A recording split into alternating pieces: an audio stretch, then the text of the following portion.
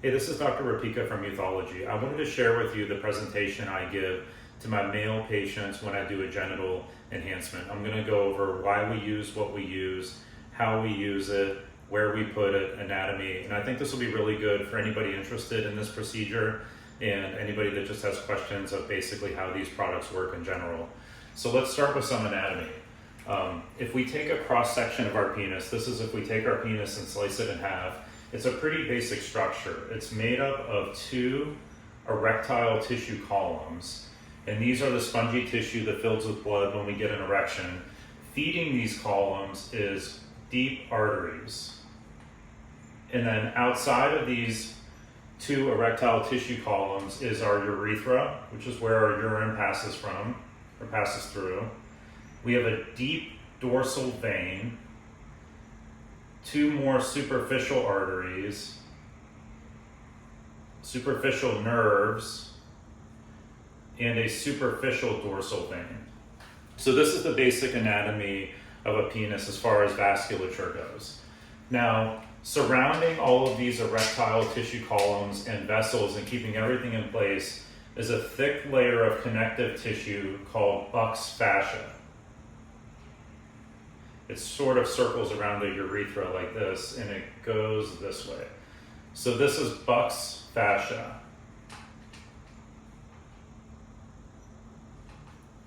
Now, fascia is just a fancy term for connective tissue. Around Buck's fascia, we have a thinner layer of connective tissue called Colles fascia. You might sometimes see this referred to as Dartos fascia, but it's the same thing. So Colles fascia. And then around Colles fascia, we have our skin.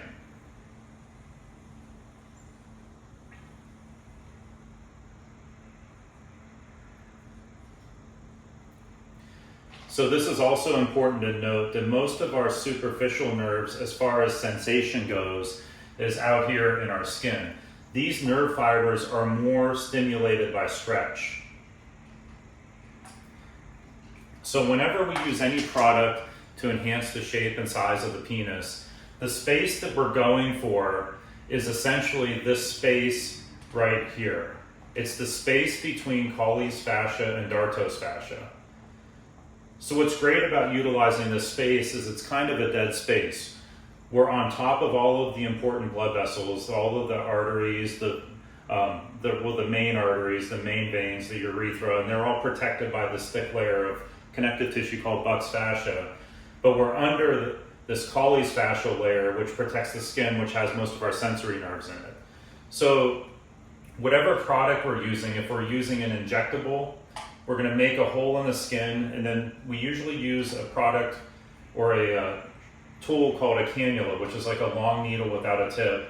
It goes through that hole, we pierce through Colles fascia, and then we layer whatever product is in here, whether that's hyaluronic acid or fat or a bio-stimulator like PMMA. If somebody's going to place a pneuma implant, which is an implant to improve the girth of the penis, they take the penis outside of the body. That's called degloving the penis, where they take the skin off. Then they'll make an incision through this Colles fascial plane and then layer that pneuma around the shaft of the penis, put it back in the skin. And either way, any product that we're using, we put in here. Now, again, like I said, this is a very safe area, so that's number one. And the number two thing that I try to tell people is there's no fat in the penis as far as anatomically goes. And this is pretty important when it comes to how these products lay down, how they heal, and why we use what we use. So if you keep this in mind from an anatomy standpoint, let's talk about what we can use. The main product that we use when we do body augmentations is fat. Now, when we do fat, we have to essentially do a fat transfer. So we're taking fat from one area of the body, moving it to another area. Fat is living tissue, so we need that living tissue to survive the transplant or the transfer. With fat transfer comes surgery, right? You have to do liposuction. So we have to have a surgical procedure done. We have to pull fat out, and then we have to put it back in. Again, the problem with this is when we do fat transfer to this area, there's no fat layer in here to begin with. So sometimes this fat doesn't incorporate as well as it might in a buttocks or a breast like we do when we do female augmentations. So there's somewhat of a lower survivability rate. And when fat doesn't survive, because fat is permanent, then some of that fat will calcify, die, whatever you want to call it, and then that's just going to be floating around here, and that's when you might feel these areas being more firm. They're like little nodules or little calcifications that aren't going to really go away too much. But either way, when we do large body augmentations like the breast or like the butt, we're using fat because it's the most cost-effective way. Plus, those patients get the benefit of the liposuction. A lot of the small volume transfers or the small volume augmentations we used to do all fat for moved into being done with hyaluronic acid or HA fillers.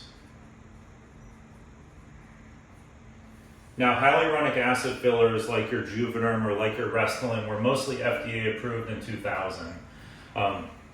A lot of the smaller areas that they maybe did transfer of fat more frequently in the past, like the under eyes, like the cheeks, lips, now are being done with HA fillers because it's just more cost effective. You don't have to have the lipo.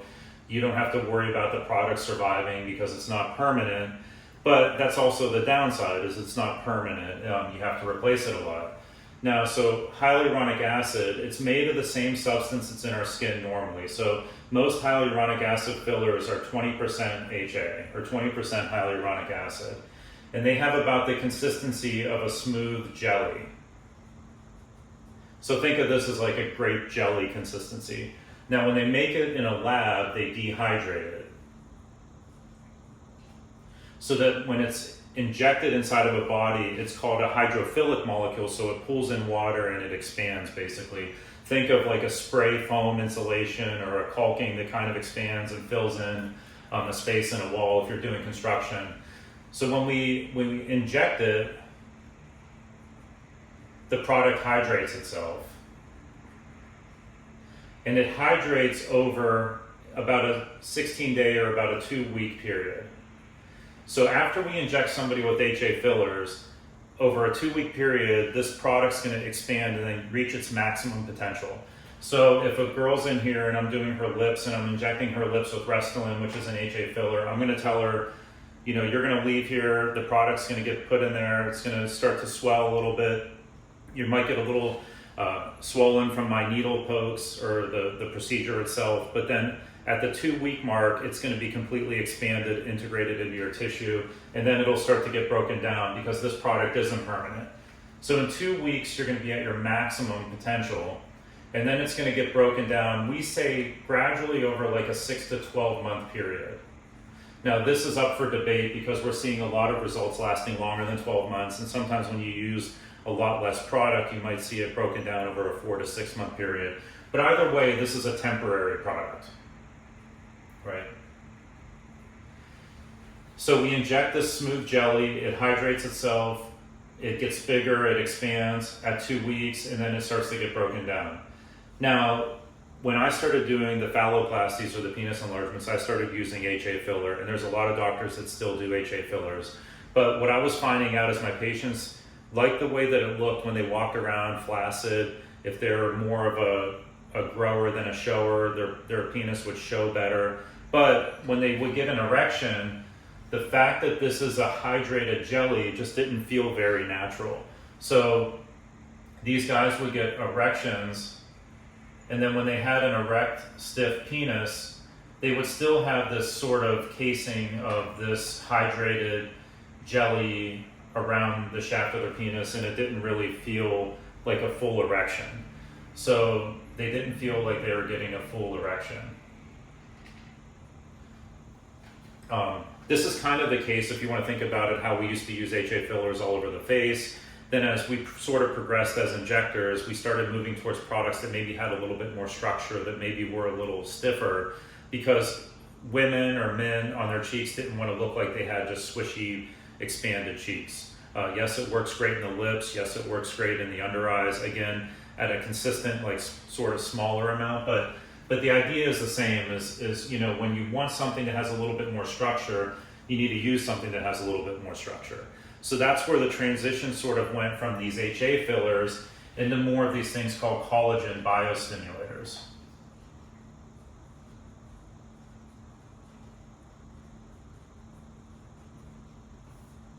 So what's a collagen biostimulator? Well, collagen biostimulators are products that actually get injected into the body, into the tissue layers, and stimulate or build collagen. So these products were FDA approved in about 2006 and 2007.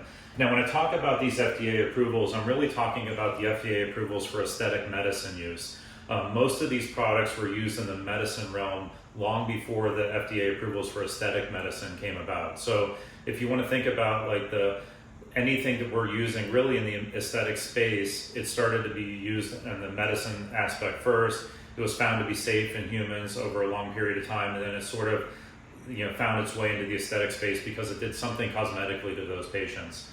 These products have been used much longer in the body as were these before the aesthetic medicine FDA approvals. But either way, since aesthetic medicine approvals, we've been using them almost 20 years, 25 years in this case. But in the US, we have three. We have ones called polymethyl methacrylate, or PMMA, that's called Bellafill. Poly-L-lactic acid, or PLLA, that's called Sculptra. And calcium hydroxyapatite, that's called Radiesse. So these are the three collagen biostimulators that we mostly work with in the US right now. Now again, all of these are FDA approved for aesthetic medicine use on the face. When we're using it on the penis, this is going to be an off-label indication because it's not directly FDA approved for use in the penis, but it is FDA approved for use in the body. We're just using it on a different aspect of the body. But when we talk about phalloplasty or penis enhancements, we're mostly using PMMA. Now, I've been the #1 injector of Bellafill worldwide for the past 6 years, so I built a practice here around the use of polymethyl methacrylate.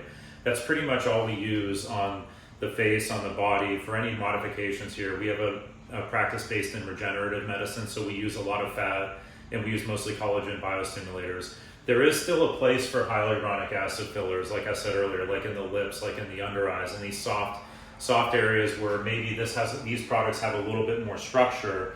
But when we're talking about phalloplasty specifically, or penis enlargement, I really like the way that these products react in here and how they give feedback. And most of the other doctors that are doing a lot of phalloplasty are starting to use more PMMA worldwide. Now, like I said earlier, PMMA is called Bellafill in the US. And Bellafill is 20% PMMA and 80% bovine collagen gel. So what's that mean? Well, if you took Bellafill in its pure form, or polymethyl methacrylate in its pure form, it looks like this. This is 100% polymethyl methacrylate. It has the consistency of a fine dust particle. Now, because we can't inject something that's a fine dust particle, we have to put it in a vehicle that makes it able to be injected. So this is how Bellafill comes when we get it.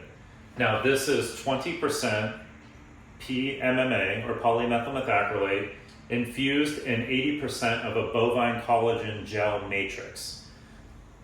So bovine, again, is cow or cattle.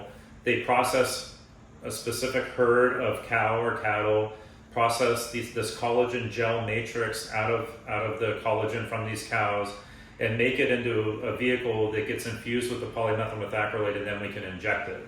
So when we're talking about the longevity of collagen biostimulators, well, the PMMA is a permanent product.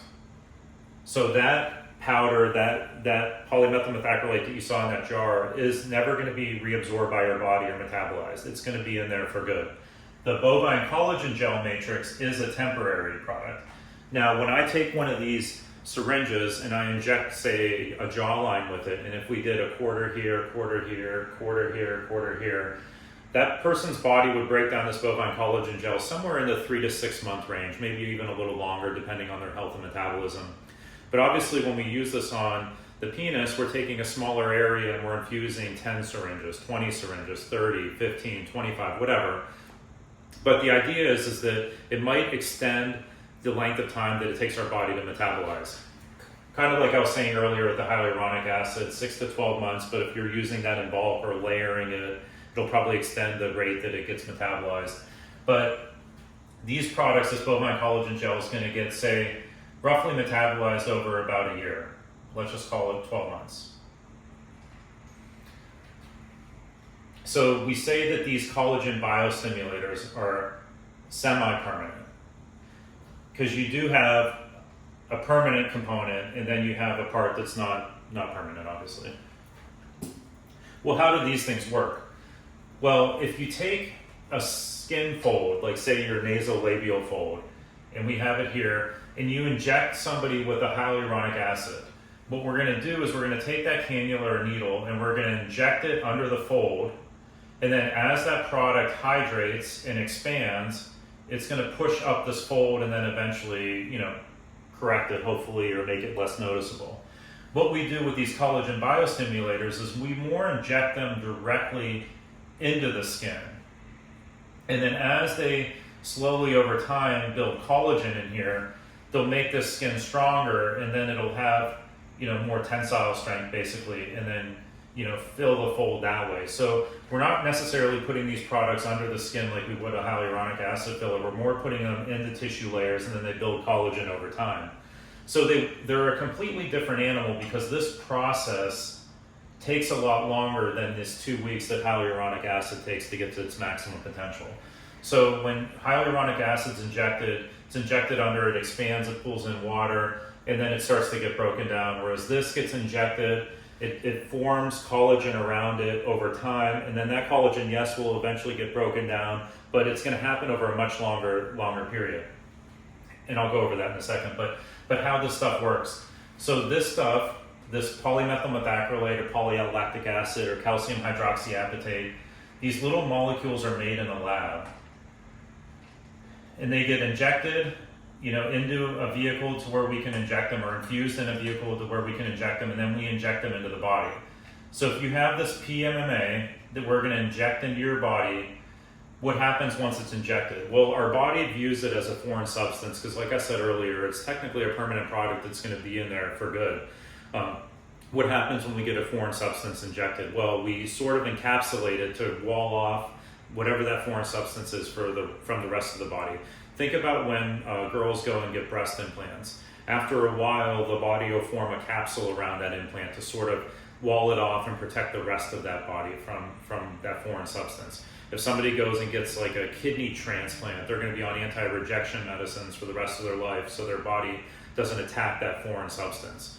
So in this case, our immune response towards that foreign substance is what helps form the collagen. So that's what we want. So this PMMA gets injected, it gets noticed by our body's inflammatory response, basically our white blood cell chain. And these white blood cells go and they attack and engulf all of these little PMMA molecules. We usually say this process takes about 6 weeks. So already you're much longer than the 2 weeks for the hyaluronic acid. So these little white blood cells are going to recognize the PMMA molecules as foreign substances. They're going to attack, engulf them, and then this new complex is going to put pressure on these little cells that are floating around in this tissue layer and in this space called fibroblast.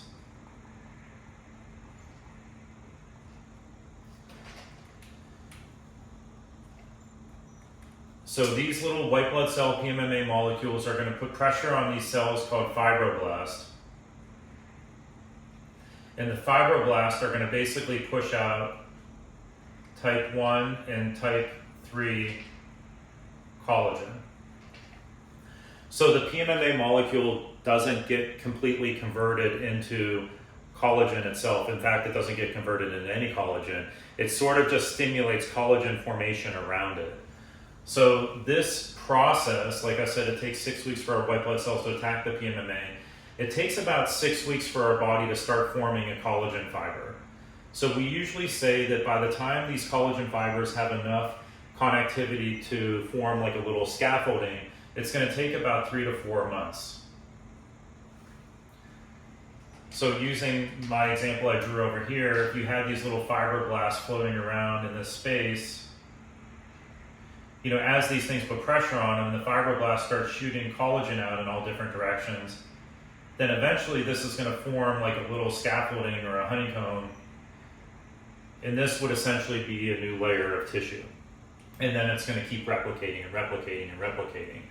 Well, so how long does this stuff last? Well, we know that our body's inflammatory response is going to happen, the most it's going to happen over the first 9 months, and then it'll keep happening, but it'll probably slowly decline. But theoretically, this fibroblast, you know, pressure, neocollagenesis can happen for, you know, forever, because the PMMA is essentially forever. Now our health wanes, we get older, or we make less collagen, we synthesize less, you know, less fibrin. So, you know, this is going to slowly go down.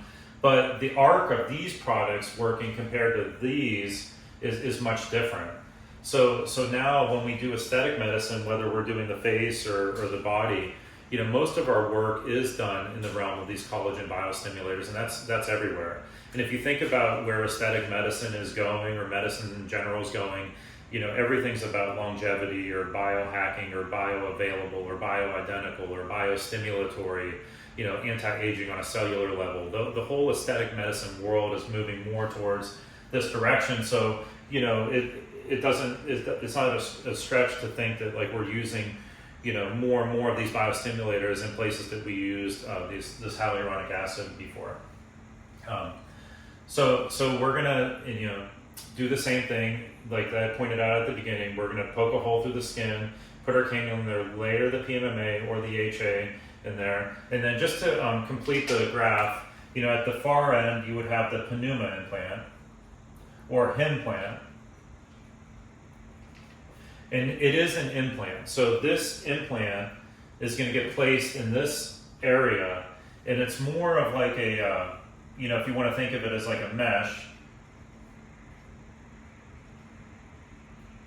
I don't do these, so I don't have a lot of experience with these, but, you know, the idea is they take the penis, like I said, outside of the, you know, take it outside of the skin. That's called degloving the penis. Make an incision in that Colles fascia, layer the pneuma or implant in there, then, you know, sew it back up and put the penis back in its skin. A lot of guys you'll see that have this, you know, love it, and then some guys will say it's a little too stiff, it might pinch a little bit, and it's sort of the opposite of the hyaluronic acid. If this was too squishy, sometimes this is too firm. And that's because this mesh isn't going to really contract as well as it could if, you know, if it wasn't made of that mesh material. So generally speaking, when guys get an erection with this pneuma implant, looks great, it feels great, but when they're flaccid, they almost have about a 30% erection still. So that's why I think that a lot of the phalloplasty community is using the polymethyl methacrylate right now, because it's a nice happy medium from between something that's a little too soft and something that's a little too firm. So it's a nice, you know, semi-permanent product that has more structure.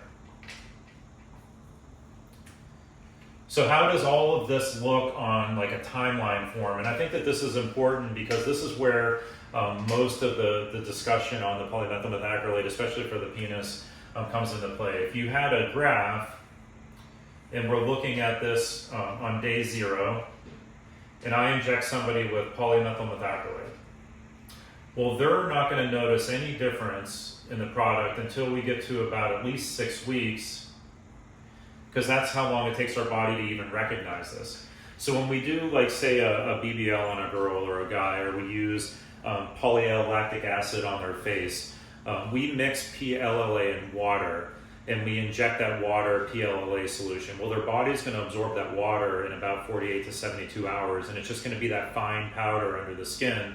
Well, they're not going to notice any difference because fine powder doesn't have any substance or any volume to it. So if I inject somebody with polyalactic acid or Sculptra, after a couple days, they're going to look just like when they did when they came in here, but a little poorer because they bought the product. We have to really caution those patients that this is a gradual process. It takes a lot of time. It takes this 3 to 4 months before your body starts to really see the results of this. So at 6 weeks, you might start to see some results from the polymethylmethacrylate, but it's really not going to be up until about 12 weeks, or the 15, 16 weeks maybe, where you're going to start to see growth from that polymethylmethacrylate. And then, like I said earlier, it's going to go on like more of a rapid growth phase, rapid expansion phase, where you have a big inflammatory response, stimulating these fibroblasts. That happens, I like to tell patients, to about 9 months. And then at 9 months, you might start to see a tail off. But like I said earlier, because the polymethylmethacrylate is a permanent product, you could see this product stimulating fibroblasts forever. Well, when guys come in here and I inject their penis, they do leave here noticing that there is a difference. Because why? Well, because that polymethylmethacrylate is infused in a bovine collagen gel, not water. So when you leave, you will see a difference due to that bovine collagen gel, because the bovine collagen gel does have substance to it. Now, this bovine collagen gel isn't dehydrated, so it's not going to expand. What's going to happen is it's just going to slowly get degraded. And then eventually, it'll get degraded all the way. This is a really important point, because earlier when I said that the bovine collagen gel was temporary and the PMMA was permanent, most of the time when guys leave here, you'll see the results are going to end up uneven. And it's uneven for several reasons. It's uneven because this is a very thin, finicky space, and it's not uniform in everybody all the way around the shaft of the penis. It could be uneven because some product consolidates to a little area and not so much another area. And then it's uneven mostly because there's not a layer of subcutaneous fat to hide that unevenness. So again, if I took that syringe of Bellafill and I injected your jaw with it, and I put it in here, and I put a little bit more here as opposed to here, and you could feel it, you wouldn't really be able to see it because we have a layer of subcutaneous fat under our skin. In our penis, we don't have that layer, so you can not only see it, but you can not only feel it, but you can also see it. Either way, like the unevenness that people speak of is due to the bovine collagen gel most of the time, and that unevenness will eventually get better and better and better and work its way away. If you see guys talking about nodules, lumps, bumps, etc., 9 times out of 10, this stuff is due to the bovine collagen gel. Because they're talking about it right after they get injected. 2 weeks, 1 week, 6 weeks, 4 weeks. And if you go back to what I was talking about up here, well, the PMMA didn't even have time to form collagen fibers yet. So the PMMA can't be responsible for some of this stuff. Does PMMA form like things like this? Yeah, we call those granulomas. But by and large, for the most part, we have to wait, till this whole response happens before these things will form. So again, like I said earlier, I'm the #1 injector of Bellafill worldwide for about the last 5 years. I've only had one patient that I've ever seen that have had a granuloma. Now that patient has had PMMA and PLLA injected in her in the past, and she had a delayed granuloma. It came up 3 years after the last time I injected her. When somebody does present with a granuloma due to one of these collagen biostimulators, you don't have to have it surgically removed like I'll see a lot of guys talking about on message boards. We actually have several different products, mostly diluted corticosteroid or diluted Kenalog that dissolve down any granulomas or nodules. And if those don't work, there's actually more products. There's a product called 5FU, which is a chemotherapeutic that degrades these nodules, and another product called, it's a collagenase, that's an enzyme that degrades collagen. It's similar to what guys will get injected for priapism. And that helps break these down. So again, like we inject a lot of these products all over the body, all over the face. I've only had to inject one person with an actual granuloma from the PMMA or PLLA. Now, do we inject guys with that diluted corticosteroid that have unevenness as time goes on? Yes, we inject them every day here. But most of the time, when guys call about nodules, bumps, lumps, unevenness, that'll work its way out by the time I see them again. This is why you'll see guys talking about if you're going to do phalloplasty with a collagen biostimulator like PMMA, you're going to end up coming in usually 2 to 3 times before it's all said and done, because you're going to mostly have to even this area out. If guys come back and everything looks great and it feels great and there's no unevenness, like that's sort of a unicorn. That doesn't happen all the time. But even though these products are permanent products or semi-permanent products, doesn't mean we can't adjust them, because we have a decent amount of products that we can adjust them, aside from adding more and filling in any lower areas. You'll also see guys talk about, after about 2 to 3 months, it looks like my result went down. Well, again, what they're noticing is the result of the temporary product, but it went down because their body hasn't had a chance to catch up yet with the PMMA.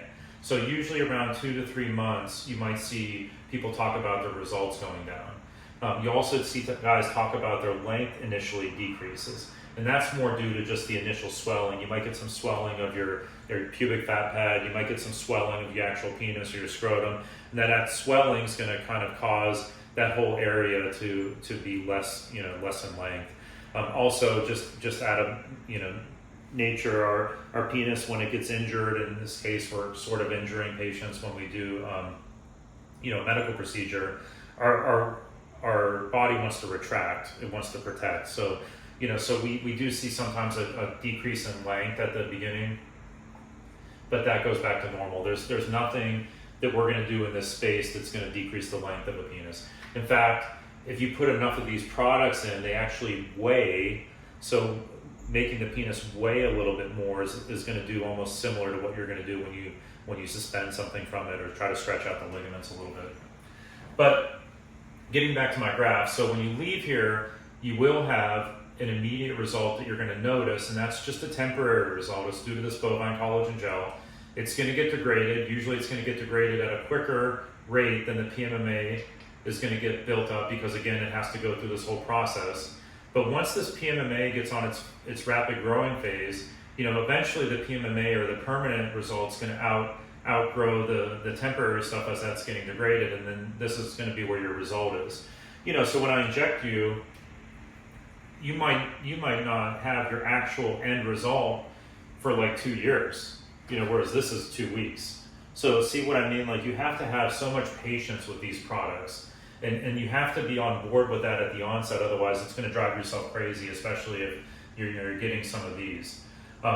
Also, like I said earlier, we usually do guys 2 to 3 times. When do you want to do more? Well, you want to do more in this rapid growth phase. So generally speaking, I don't like to inject guys, again, until at least 4 months. So I'd say most of our guys come in between 4 and 6 months. So if we inject more, now when we inject the PMMA, this curve is going to kind of boost this curve. Because if you want to think of it this way, if you plant a garden here, like a vegetable garden, and you harvest over here, you're going to get X number of vegetables. Versus if you plant and then you fertilize, you're going to get more vegetables because of that, that extra boost in there. We kind of do that with the biostimulators. When I do girls' butts, like a BBL, non-surgical BBL, we use PMMA or PLLA. We usually have them come back every 6 months and add more and add more and add more, because if you do that, in the long run, you'll end up spending less money, need less product, versus if you put it all in at one time and then just try to let it grow. Again, this is going to end up uneven 9 times out of 10, so you're going to need that evened out anyway. So I would always plan on at least getting maybe 2, maybe 3 times. The caveat to that is that the more of these new tissue layers in here you build, you're gonna make these layers thicker and make this area thicker, and it's gonna be harder for us to push these cannulas through it. So you do want to try to get the bulk of your product in, usually in 2 to 3 times.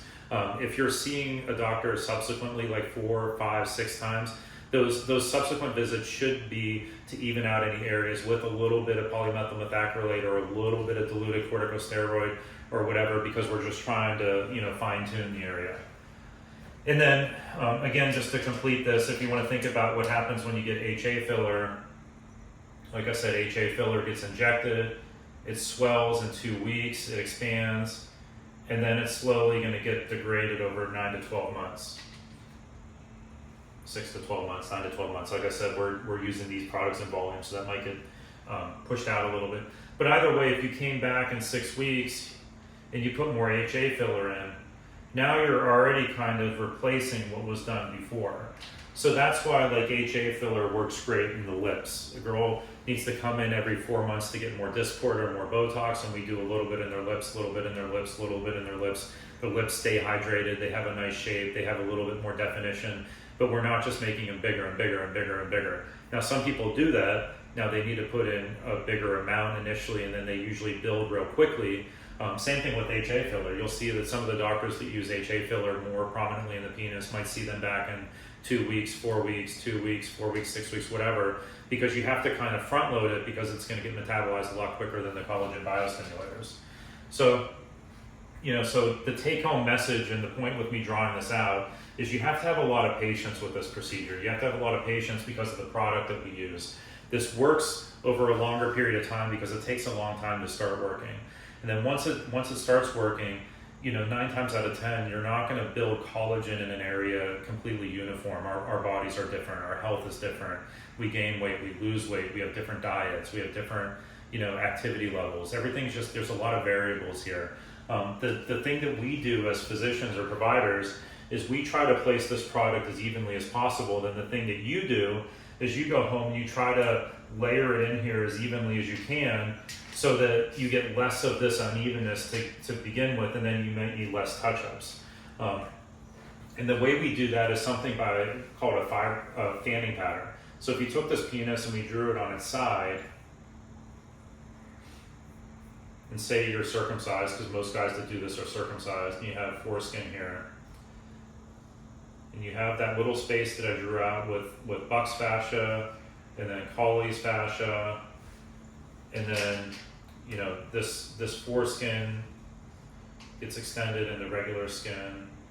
And this is, I guess, a good time to point out that's why we don't inject PMMA in the glands of the penis, because the glands of the penis is made of the same tissue essentially as here. And since there's no space or nothing to capture that product, we don't inject it in there. So we take our cannula and we make, like I said, little holes in the skin with a needle, and then we poke through that first fascial plane, and then we layer it in here, and then we layer it in here all the way across. So say we do something that looks like this. Or if we make another couple holes back here, we layer it back here. And then we might even go this way with it. But the point is we're going to try to crisscross our little threads as much as we can to make sure it's in here as evenly as possible. Now, I inject my penis as flaccid because I think the space is easier to access when it's flaccid. But when you go home, I want you to get erections, and I want you to manipulate this both erect and flaccid, because we need to work it in here as evenly as possible, both erect and flaccid, because I want it to look completely natural, both erect and flaccid. And then, to further complicate the way that we inject it, the skin that's back here has hair follicles. Well, this skin's thicker than this skin, so this is thinner. And this skin is not even as thin as foreskin. So when I inject patients, I kind of taper my injections in a way that, won't make this foreskin area blown up real big, because it's the thinnest and it'll expand the most. So we try to inject a little bit more, a little less, a lot less. There's most of the time in my patients with guys, I won't even inject the foreskin on the first time, because it just expands quicker and it usually freaks people out. Now, it's very adjustable. We can inject it with that diluted corticosteroid. We can give it time to metabolize on its own. We can inject the shaft again to sort of even everything out. But most of my guys are injecting around the glands on the subsequent visits after their shaft's already enlarged, because then they can kind of get an idea of the aesthetic. Most guys want to keep everything in proportion. You don't really want to blow this out to where, you know, you'll see guys talk about like turtling, and that's what they mean by that. It's where they blew out the shaft real thick and then the head of their penis is small. When we're doing something like this, then that's when I'll start to throw HA filler in the glands, just because that'll help, you know, expand this a little bit with a product that's soft and squishy and malleable versus the more structured product of the PMMA. You can also inject this area with a T-shot or PRP. And in PRP's case, that's what we're injecting is this, and then we're injecting into here. And the idea with using PRP in these areas is basically that plasma-rich protein that we're putting in here, that we pull from your own blood, gives the fibroblasts that are in here more nourishment to make more collagen. So usually we use PRP in the penis to inject into the glands. It helps form new nervous tissue, new circulatory tissue, so it does help the function of a penis. It helps guys with erectile dysfunction, helps guys improve sensitivity, but it also helps improve collagenesis, so it helps these fibroblasts get stimulated to make a little bit more collagen. And then getting back to take home or aftercare, when we get this product, when we get PMMA, it's refrigerated. So our PMMA, we get it and we put it in the fridge. Before we inject it, we let it warm up to room temp, because then it gets soft enough for us to be able to push it through these cannulas. Once it gets injected into this space, it gets warmed up by body temperature, and it gets a little bit more malleable, a little bit more pliable. That's when we want you to try to manipulate it or massage it into the area. So I instruct guys to massage their penis both flaccid and erect as much as they can over the next 3 days after they leave here. So for those first 72 hours, I think the product is the most malleable. Now what happens after that 72 hours? Well, the product starts to set a little bit, it starts to firm up. And then if you have a little uneven spot or an area that's a little more firm, those are the areas you'll continue to massage. But you really have to try to be diligent in that first like 7 to 10 days, especially the first 3 days. When we give our patients our aftercare instructions, we mostly instruct them to massage a decent amount every day until about 2 weeks. When we inject these products on the face, especially PLLA, they have something called the rule of fives, or they massage 5 times a day for 5 minutes for 5 days. Ideally, it'd be great to do that in the penis, but I understand people have lives and have work and can't massage their penis 5 times a day. So most of my guys I'm instructing, hey, I take a shower in the morning, shower after work, shower before bed. Give yourself a good massage in the shower. That warm environment will help this product stay a little softer. And then at least you're getting it 3 times a day. And if you can do it more than 3 times a day because you're off work or you work from home, that's great. If not, then at least you got that 3 times. But you want to do it under those constraints. But you want to try to keep this product as warm and as soft as you can for as long as you can before it starts to set. Then you'll get a much more even result as this stuff is settling. What I don't want you to do is put ice on the area, because then you're going to cause it to firm up a little bit quicker. What I don't want you to do is put yourself in extreme heat situations like hot yoga, saunas, hot tubs, steam showers for excessive periods of time after, because you can literally melt this stuff, and then the PMMA is going to separate from the bovine collagen gel and separate from some of the water, saline fluid that's in there, and that's when you risk getting like a lump of this at the lowest point of gravity, and then you have like a ball of bovine collagen gel mess, and you don't really want that. So I have guys avoid hot tubs, steam showers, hot yoga for at least 2 weeks after, or if they're going to do something like that, it should be like a quick kind of immersion or whatever. I also want guys to avoid extreme activities. So if you want to have sex, I'm fine with that as long as it's very gentle, very vanilla. I don't want anything like suction-wise on the shaft of the penis, because we're not trying to pull more blood into the area. We're not trying to pull more inflammation into the area. We're already going to be going through an inflammatory response that we want to occur, so we're not trying to stifle that. That's why we avoid the ice. That's why we try to not to do anti-inflammatories if you can help it.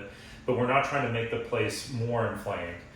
So if you're going to work out, if you're going to go for a run, if you're going to, again, have sexual activity, I want you to be very just kind of like cognizant that you had a medical procedure done in this area and it needs to heal. Most of my guys do have some bruising. They are sore afterwards. They're a little swollen, a little inflamed.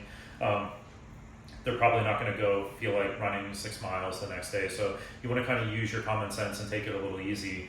I think that this product and these treatments in general are very fluent still. Like, it's a very new procedure. I've been injecting penises for about 4 years now. Like I said, we use a lot of polymethylmethacrylate here, but I kind of keep an eye on the message boards, and I see more and more guys talking about stretching and suspending and trying to elongate their penis. So they're doing more massage that goes this way, and they're doing the suction on the glands of their penis and suspending, which I think is fine. Again, I don't want you to do suction on the shaft like you would with a pump, but I think trying to stretch this out as much as possible, because again, your body's going to want to recoil after something like this, I think helps the results. I'm seeing more guys back with great results, better, more even results, because they've been trying to do more stretching afterwards.